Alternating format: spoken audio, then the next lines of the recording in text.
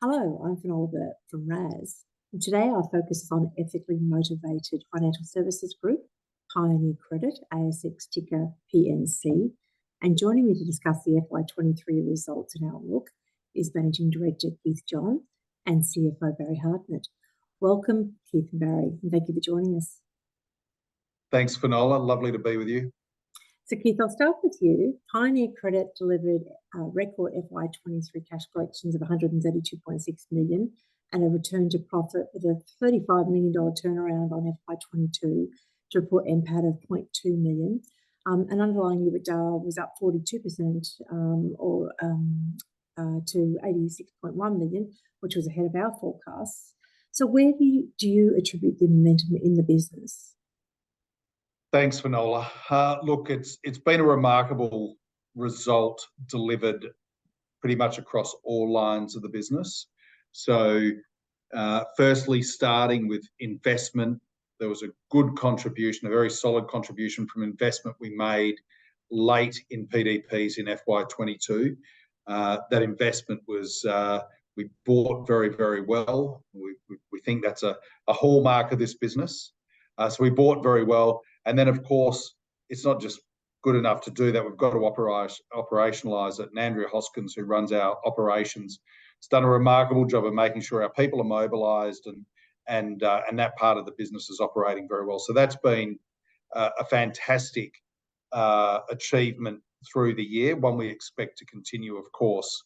And then the other part is we did have lower financing costs this year than we had in previous years. Unfortunately, the cost of funds rose throughout the year, and that had a pretty dramatic impact on what would have been a much more significant bottom line contribution.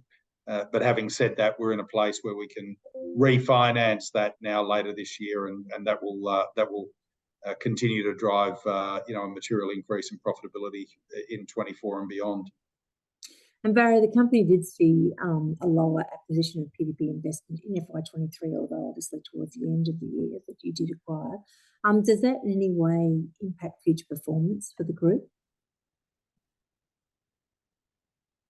So look, the lower investment does not impact our future performance. Pioneer has an inventory book of about 1.9 billion. The weighted average of that book is, within 3 years. So there's significant upside to us on that, and we expect to generate performance from that portfolio. The investment in FY23 was conducted on the same level of discipline on those tranches that we've always done. And pleasingly, we're experiencing an improved cash collections and returns to our underwriting forecast on those portfolios. So in FY24, we expect the cash collections and the metrics to grow in excess of what we've just reported in FY23. And you have guided to a conservative PDP increase in FY24. What's behind that guidance? And are you being more selective in your PDP acquisitions in this current environment? So we've based the guidance on what we've got contracted and committed to the company at this point in time. We've got about 58% of the guidance locked away and contracted in forward flow agreements. This is the highest percentage of any financial year that we've started off with. So, we think there's sufficient upside to that guidance. Again, disciplined in our approach in terms of what we acquire, and our focus remains on banking and finance.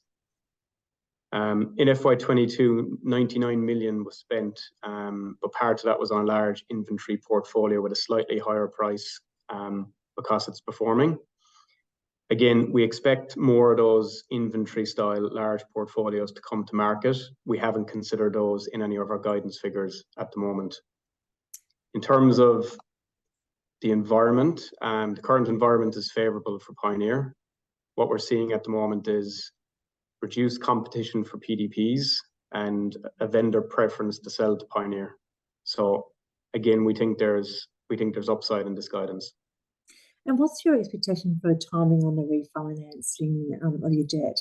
How much appetite is there out there for corporate debt currently? So on our current facility, we've got a make-whole which is up in early November. Ideally, we would like to be, agreed and looking to execute on any transaction in the first half of this financial year. We have appointed advisors who've been working with the team now for a couple of months.